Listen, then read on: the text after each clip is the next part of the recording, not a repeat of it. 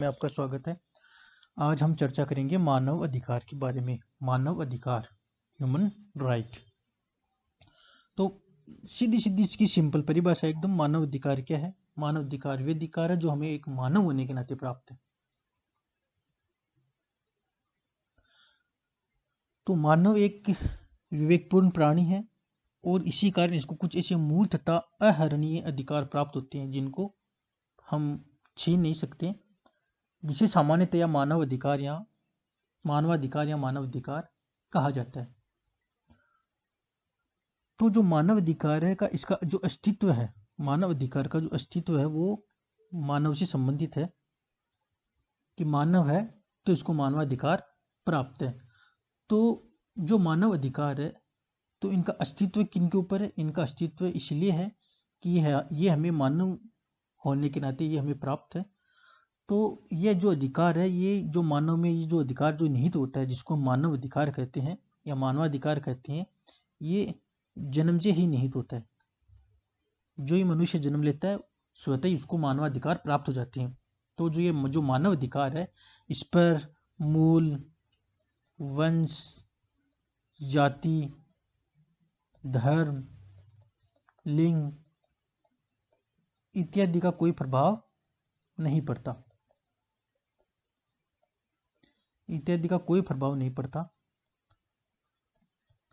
ये हमें इसलिए प्राप्त है क्योंकि हम मानव है। ये हमारे जन्म से ही ये अधिकार हमें प्राप्त हो जाते हैं। हमारे जन्म के साथ ही इस अधिकार का उत्पन्न हो जाता है।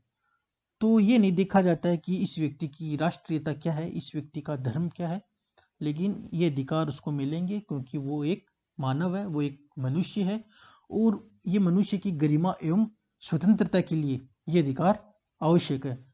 तो जनरली इन अधिकारों में क्या आते हैं?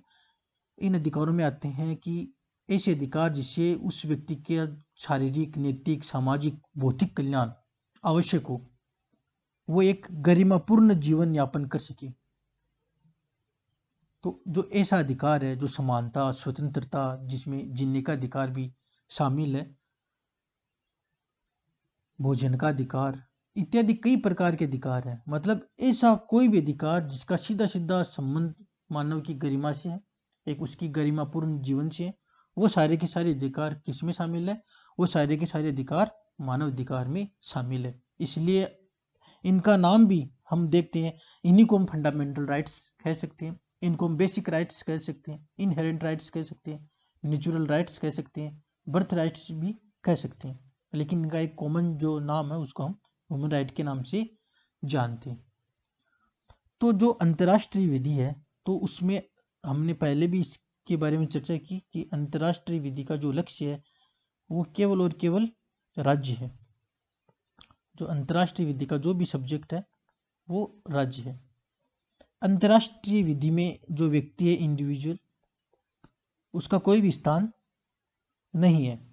लेकिन समय बदला, धीरे धीरे अंतर्राष्ट्रीय विधि का विकास हुआ और दूसरे विश्व युद्ध के बाद में हमने ये जान लिया कि अंतर्राष्ट्रीय विधि का जो विषय है वो एक व्यक्ति भी है, क्योंकि जो अंतर्राष्ट्रीय शांति वो सुरक्षा तभी बनी रह सकती है जब व्यक्तियों की स्थिति में सुधार हो, व्यक्तियों के अधिकारों, उनकी स्वतंत्रताओं में अभिवृद्धि हो।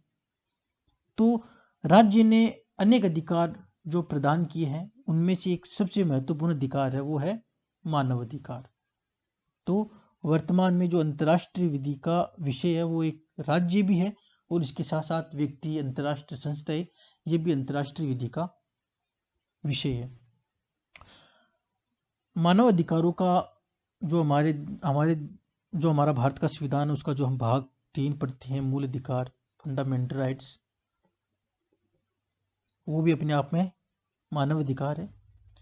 और मानव अधिकारों की बेहतरीन क्रियान्विति के लिए भारत ने मानव अधिकार अधिनियम 1993 पारित किया।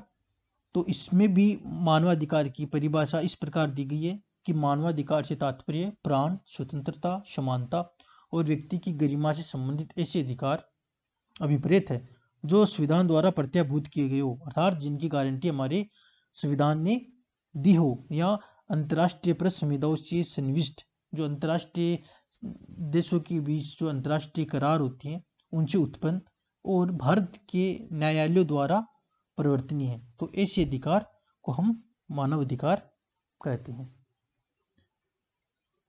जो मानव अधिकार है, अगर क्या हर व्यक्ति को हम उसके मानव अधिकार दिलाने में सफल रहे, तो जो हमारा जो समाज है वो एक न्यायपूर्ण समाज और एक स्वस्थ समाज कहलाएगा। तो मानव अधिकार मानव मानव अधिकार का संबंध मानव की गरिमा से है, उसके स्वतंत्र विचारों से है और उसकी गरिमा, उसकी स्वतंत्रता को बनाए रखने के लिए मानव अधिकार आवश्यक है। ये मानव अधिकार व्यक्ति के न्यूनतम अधिकार है, मतलब मानव अधिकार तो उसको मिलना ही चाहिए। अगर उसको मानव अधिकार मिल गया तो हम मान लेते हैं कि उसको लगभग हर एक अधिकार मिल गया है, जिससे वो एक गरिमापूर्ण जीवन यापन कर सके। तो जो मानव अधिकार है उसको भी आगे दो भागों में विभाजित किया, सिविल एवं राजनीतिक अधिकार, सिविल एवं पॉलिटिकल राइट्स, और आर्थिक, सामाजिक एवं सांस्कृतिक अधिकार। तो जो मानव अधिकार है वो वास्तव में अविभाज्य होते हैं, अर्थात उनका हम विभाजन नहीं कर सकते हैं, लेकिन फिर भी हम उनको अध्ययन की दृष्टि से लगभग हम उसको दो भागों में बांट लेते हैं, सिविल एवं राजनीतिक अधिकार, आर्थिक, सामाजिक एवं सांस्कृतिक अधिकार। तो जो सिविल एवं राजनीतिक अधिकार होते हैं उनका तात्पर्य उन अधिकारों से है जो प्राण एवं दिग स्वतंत्रता, अर्थात जो हमारी पर्सनल लिबर्टी है, उसके संरक्षण से संबंधित होते हैं और ये सभी व्यक्तियों के लिए आवश्यक होते हैं। और इन्हीं के आधार पर मानव को एक गरिमापूर्ण जीवन मिलता है। इनमें शामिल है प्राण एवं दैहिक स्वतंत्रता, एकांतता, जो हमारा जो राइट टू प्राइवेसी का अधिकार, वो संपत्ति रखने का अधिकार,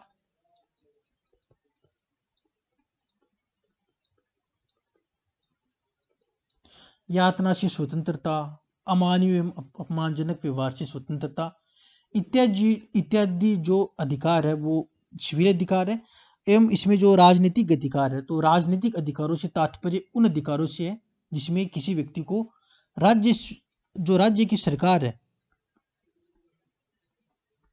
राज्य सरकार में भागीदारी करने की स्वीकृति, अर्थात उस व्यक्ति को मत देने का अधिकार है, उसको जो चुनाव में निर्वाचित होने का अधिकार है और जो जनता के जो भी कार्य है उनमें प्रत्यक्ष एवं अप्रत्यक्ष रूप से जो चयनित प्रतिनिधि है उनके माध्यम से भाग लेने का अधिकार है। तो ये अधिकार क्या है? राजनीतिक अधिकार है। तो सिविल एवं राजनीतिक अधिकार भी बहुत ही महत्वपूर्ण है। जो दूसरा जो अधिकार है वो है आर्थिक, सामाजिक एवं सांस्कृतिक अधिकार, economic, social and cultural rights. तो जो आर्थिक एवं सामाजिक एवं जो सांस्कृतिक अधिकार है उसका संबंध है जो मानव जीवन को न्यूनतम आवश्यकताएं, मानव जीवन की न्यूनतम आवश्यकताएं उपलब्ध करवाने का अधिकार है आर्थिक एवं सामाजिक एवं सांस्कृतिक अधिकार को। इसमें क्या है? पर्याप्त भोजन, वस्त्र, आवास एवं जीवन के समुचित स्तर, भूख से स्वतंत्रता, काम का अधिकार, सामाजिक सुरक्षा का अधिकार, शारीरिक एवं मानसिक स्वास्थ्य का अधिकार एवं शिक्षा का अधिकार इसमें शामिल है। तो जो सिविल एवं जो राजनीतिक अधिकार है उसमें हमने देखा कि प्राण एवं स्वतंत्रता का अधिकार है, संपत्ति रखने का अधिकार है, यातना से स्वतंत्रता, अर्थात एक मानव शरीर को सिविल अधिकारों में मानव शरीर को एक तरीके से स्वतंत्रता मिलती है और राजनीतिक अधिकारों में उसको राजनीतिक अधिकार प्राप्त होते हैं, मत देने का अधिकार, निर्वाचित होने का अधिकार। उसी तरह आर्थिक, सामाजिक एवं सांस्कृतिक अधिकार क्या है कि इन जो उसकी शरीर एवं संपत्ति का जो अधिकार है उसका वो उपभोग बड़े अच्छे तरीके से कर सके, एक आनंद के साथ वो अपना जीवन यापन जी सके। इसके लिए उसको पर्याप्त मात्रा में भोजन मिले, भोजन, वस्त्र, आवास, सामाजिक सुरक्षा, अन्य भी कई प्रकार के जो अधिकार है वो आर्थिक, सामाजिक एवं सांस्कृतिक अधिकारों में शामिल होते हैं। अब एक क्वेश्चन उठता है कि क्या मानव अधिकार एक विधिक अधिकार है? Is human writes a legal right? तो कोई भी विधिक अधिकार होता है, उसके दो आवश्यक तत्व होते हैं। एक अधिकार का धारक,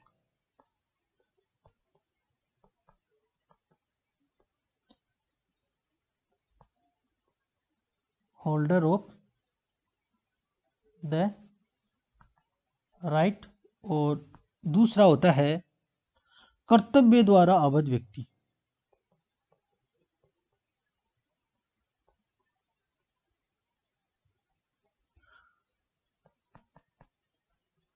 प्रश्न बाउंड बाय द ड्यूटी। तो जो विधिक अधिकार होते हैं तो उसके दो आवश्यक तत्व होते हैं, अधिकार का धारक और दूसरा होता है कर्तव्य द्वारा आबद्ध किया गया व्यक्ति। तो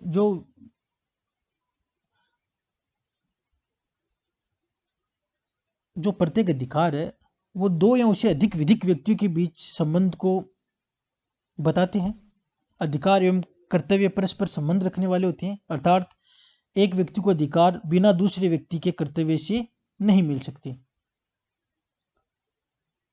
तो जो मानव अधिकार है उसमें ये दोनों आवश्यक तत्व इस मानव अधिकार में निहित है। तो इस तरह हम कह सकते हैं कि मानव अधिकार एक विधिक अधिकार है। तो आज के इस वीडियो लेसन में हमने संक्षिप्त में जाना कि मानव अधिकार क्या है, मानव अधिकारों के प्रकार एवं मानव अधिकार एक विधिक अधिकार है। इसके बारे में हमने आज जाना। धन्यवाद।